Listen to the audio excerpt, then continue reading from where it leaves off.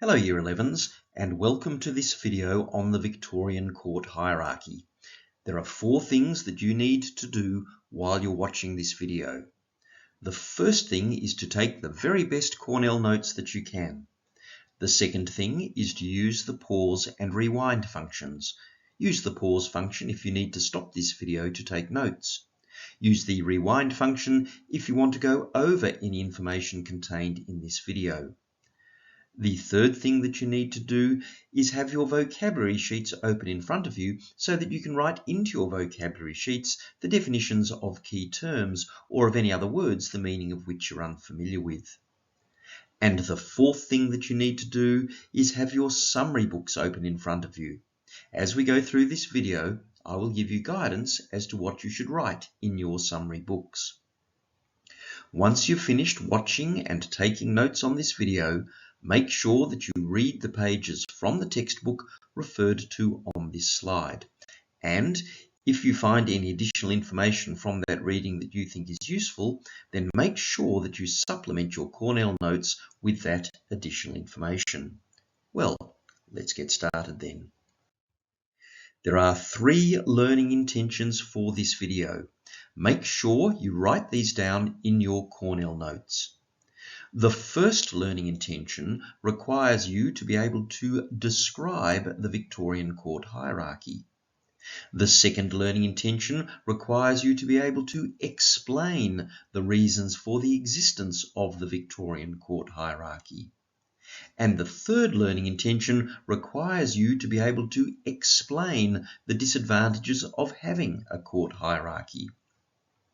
Describe and explain are examples of task words. If you come across these, as you will in SACs and exams, you need to understand what each of these task words requires so that you can properly respond to the question that relates to them. Describe means to give detail about. So if you are required to describe the Victorian court hierarchy, then you need to be able to give a fair amount of detail about that court hierarchy. This could include, for instance, the courts that are in the court hierarchy, how the courts relate to each other, that is, which courts are higher, which courts are lower, and what jurisdictions those courts have, that is, what types of cases they can deal with. Explain means give reasons for. So, if you are required to explain the reasons for the existence of the Victorian court hierarchy, then you need to be able to give reasons why the Victorian court hierarchy exists. That is, why do we have some courts that are higher or lower than other courts?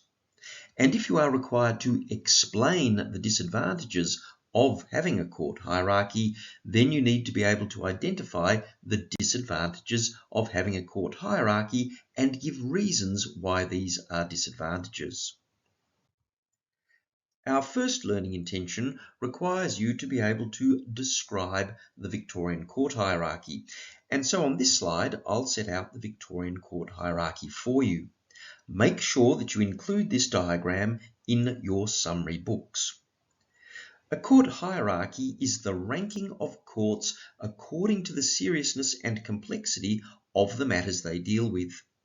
Look down the left-hand side of your vocabulary sheet, find the term court hierarchy and write this definition in there.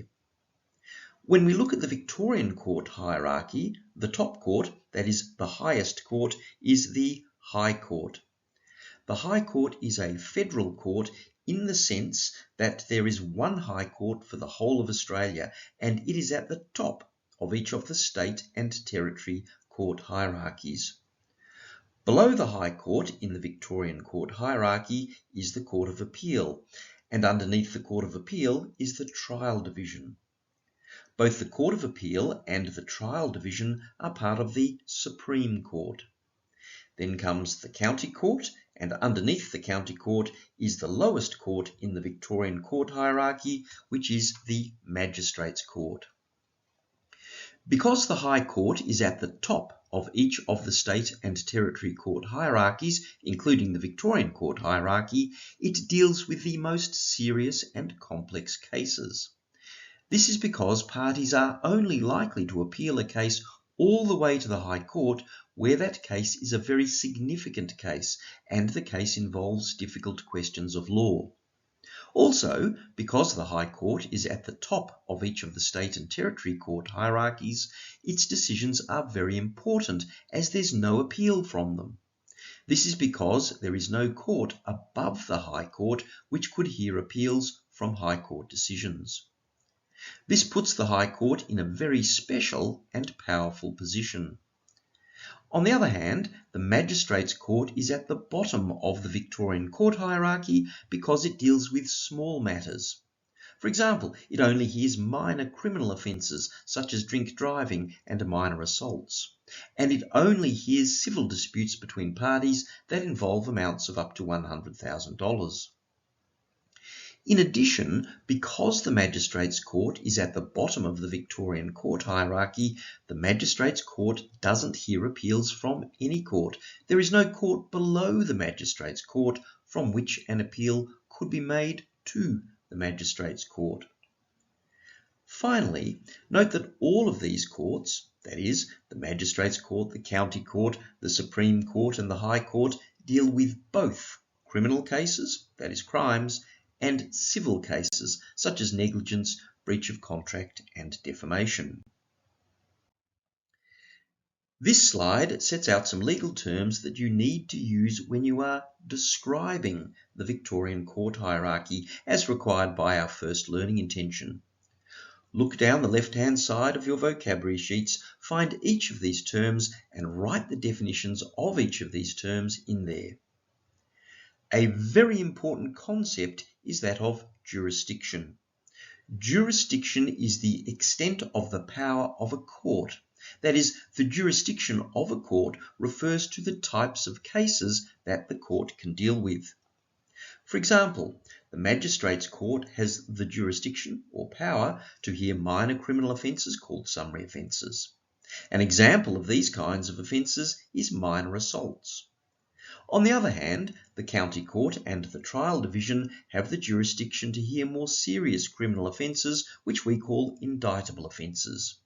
These include offences like burglary, kidnapping and rape.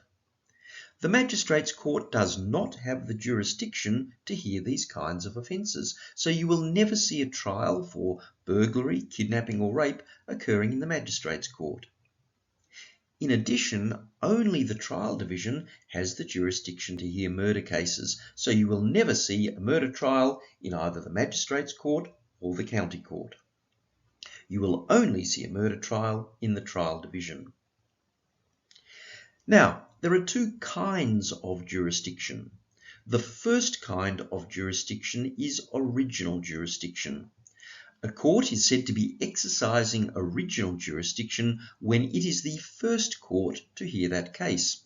That is, original jurisdiction is the power of a court to hear a case for the first time.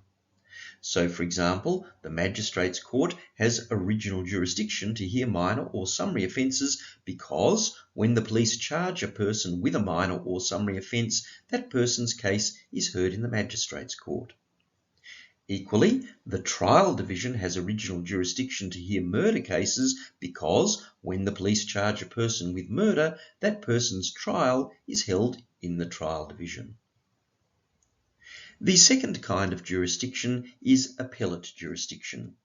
A court is said to be exercising appellate jurisdiction when it hears an appeal from a lower court. That is, appellate jurisdiction is the power of a court to review the decision of a lower court. When a court hears an appeal, it is reviewing the decision of the lower court to correct any mistakes that the lower court has made.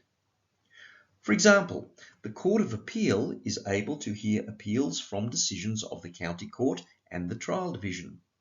Let's suppose that an accused is convicted of burglary in a trial that is held in the County Court and that the judge sentences the accused to 10 years imprisonment.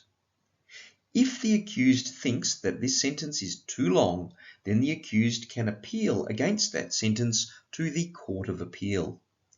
If the Court of Appeal agrees with the accused that the 10-year sentence is too long, then the Court of Appeal will reduce the length of the accused's sentence, say to 6 years imprisonment. This is an example of the Court of Appeal exercising appellate jurisdiction. The Court of Appeal reviewed the decision of the County Court and corrected the mistake made by the County Court, which was to impose a sentence on the accused that was too long. Note that the appeal is brought by the dissatisfied party, in this case by the accused who is dissatisfied with the length of the sentence that has been imposed by the County Court. You must never say that a court appeals its decision to another court. It is a party who appeals a court's decision to a higher court. Our second learning intention requires you to be able to explain the reasons for the existence of the Victorian court hierarchy. As I've said, explain requires you to give reasons for, and there are 4 reasons for the existence of the Victorian court hierarchy. You can remember these 4 reasons using the APSAC or APSAC acronym. I find that making up acronyms, which are words that consist of the starting letters of terms that I want to remember, is actually a good way of remembering this information. So we're going to look at each of the 4 reasons for the existence of a Victorian court hierarchy, and I've characterised these reasons as A for appeals, P for precedent, S for specialisation, and AC for administrative convenience. We can explain these 4 reasons using the counterfactual if there was no court hierarchy then. This is a good technique for answering a question about the reasons for a court hierarchy because it highlights the advantages of a court hierarchy by highlighting the disadvantages if there was no court hierarchy. Let me show you what I mean. The first reason for the existence of the Victorian court hierarchy is A, which stands for appeals. A party that is dissatisfied with the decision of a lower court may appeal that decision to a higher court. In the appeal, the higher court will review the lower court's decision and correct any mistake that the lower court has made. For example, a person who is sentenced in the trial division for committing a crime can appeal against the severity, that is the length, of their sentence to the Court of Appeal. Look down the left-hand side of your vocabulary sheets, find the term appeal and write this definition in there.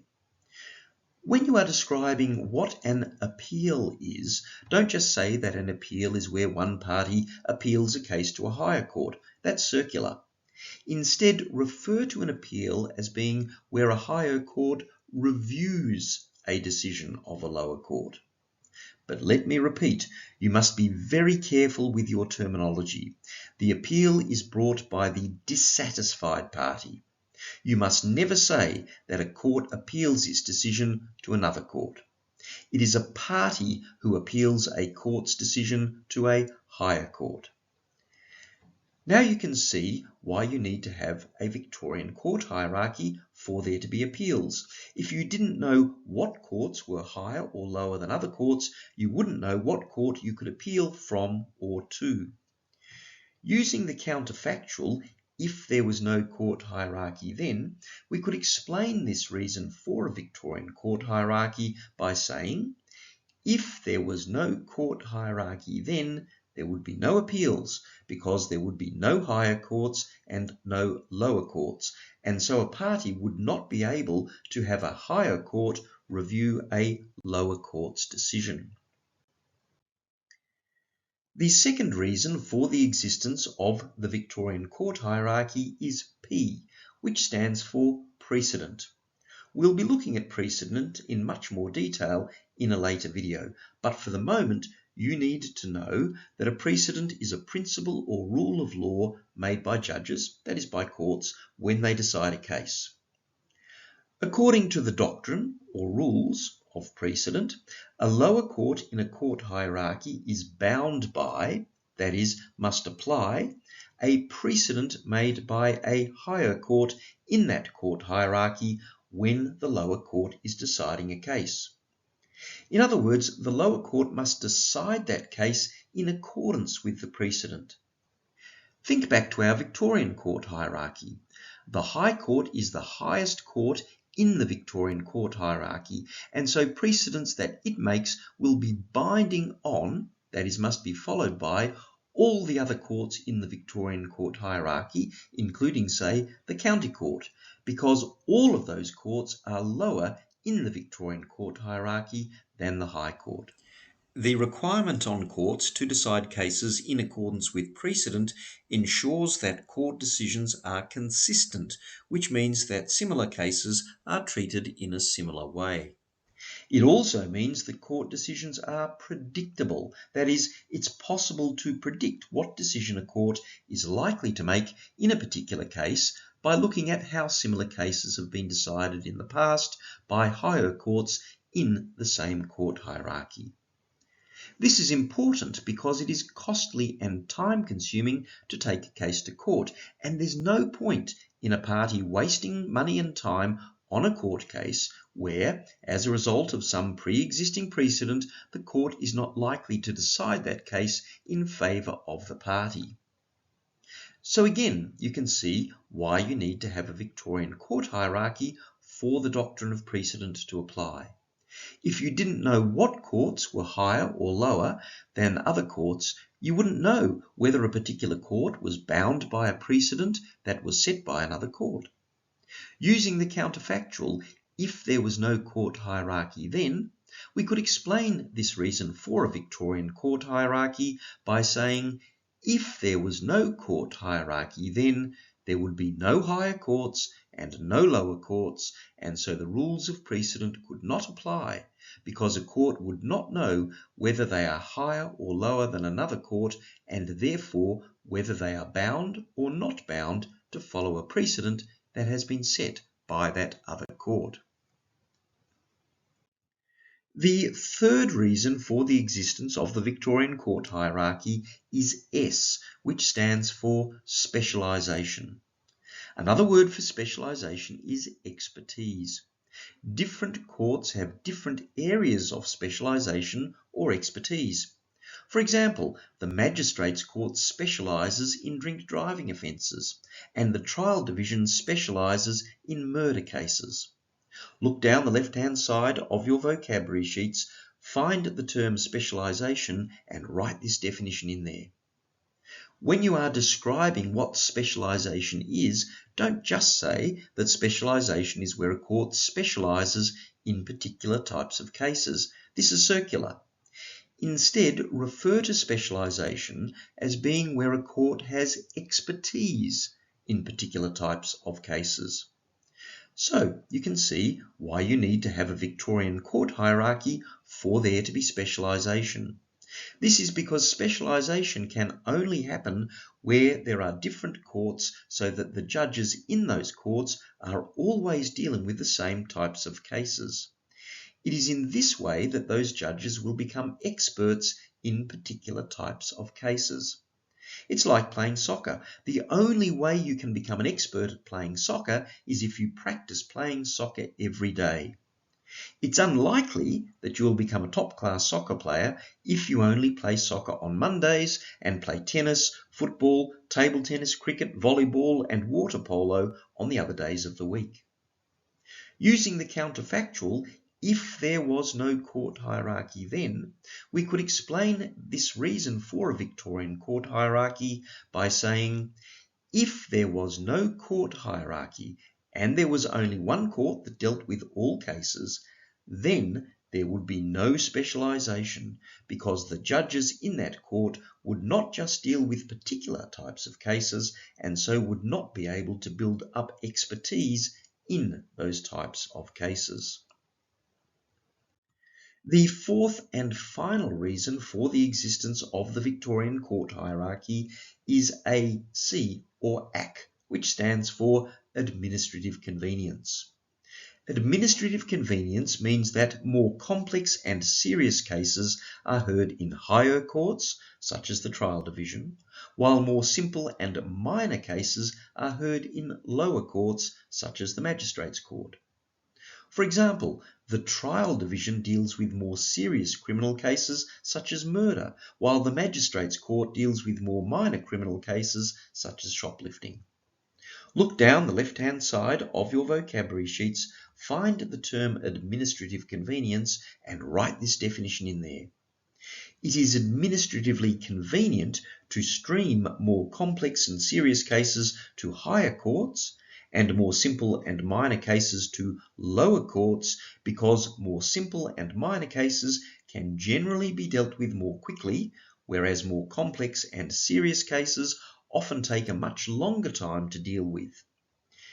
If both complex and serious cases, that is larger cases, and simple and minor cases, that is smaller cases, were dealt with by the same court, then it is likely that there would be a backlog in the smaller cases. This is because while the court is hearing the larger cases, it is unable to deal with these smaller cases. It's therefore more efficient to stream larger cases to the higher courts, such as the trial division, and smaller cases to the lower courts, such as the magistrates' court. So this is yet another reason for having a court hierarchy. Using the counterfactual, if there was no court hierarchy then, we could explain this reason for a Victorian court hierarchy by saying, if there was no court hierarchy then, administrative convenience would not be achieved, because one court would deal with both large and small matters. This would not be efficient, because the court would be delayed in hearing and resolving the large number of smaller cases while it was dealing with the larger cases. As a result, there would be a backlog of smaller cases. Make sure that you include in your explanation the concepts of efficiency and backlogs. Now, a word of warning. You need to be very careful not to confuse administrative convenience and specialization. The focus of administrative convenience is on the efficient operation of the courts, whereas the focus of specialization is on the expertise of the courts. A common mistake that students make is that they mix together administrative convenience and specialization by referring to higher courts specializing in more complex and serious cases and lower courts specializing in more simple and minor cases. This is a particular problem where a SAC or exam question requires students to explain one reason for the existence of the Victorian court hierarchy, and students end up mixing specialization with administrative convenience and therefore talking about two reasons for the existence of the Victorian court hierarchy. Our third learning intention requires you to explain the disadvantages of having a court hierarchy. As I've said, explain requires you to give reasons for. This means that you have to be able to identify the disadvantages of having a court hierarchy and give reasons why these are disadvantages. We've already looked at the reasons for having a court hierarchy in Victoria. These are the reasons we've described using the APSAC acronym, and they are the advantages that are set out in the middle column of this table. The right-hand side of this table then sets out the disadvantages that relate to each of these reasons or advantages, and we'll work through these disadvantages in the same order as the APSAC acronym. So let's start off with A, appeals. The disadvantage of having a system where there are appeals is that appeals take up the time and resources of the courts and are expensive and time-consuming for the parties. Moving now to P, precedent. A disadvantage of the doctrine of precedent is that, in some cases, a precedent established some time ago by a higher court might have since become outdated, for example, because community values have changed. However, a lower court must still apply that precedent where it is binding on it. Moving now to S, specialization. The disadvantage of having a whole range of different specialist courts is that this might be quite confusing for parties, because parties will then have to work out what court can hear their case. Finally, we come to AC, administrative convenience. The disadvantage of having some courts dealing with larger cases and other courts dealing with smaller cases is that there are more courts, and so it is then necessary to employ more judges and have more administrative staff to service those judges and courts. This is quite costly. In addition, even small cases are important to the parties who are involved in them. However, because these small cases are dealt with in the lower courts, parties with smaller cases may feel that their cases are not seen as important as larger cases, which are dealt with in the higher courts. Please now include a summary of these disadvantages in your summary books. Well, that brings us to the end of this video. As a result of watching and taking notes on this video, you should now be able to do 3 things. First, you should be able to describe the Victorian court hierarchy. Second, you should be able to explain the reasons for the existence of the Victorian court hierarchy. And third, you should be able to explain the disadvantages of having a court hierarchy. Don't forget that you now need to read the pages from the textbook referred to on the first slide of this video. And if you find any additional information from that reading that you think is useful, then make sure that you supplement your Cornell notes with that additional information. Thank you for your attention.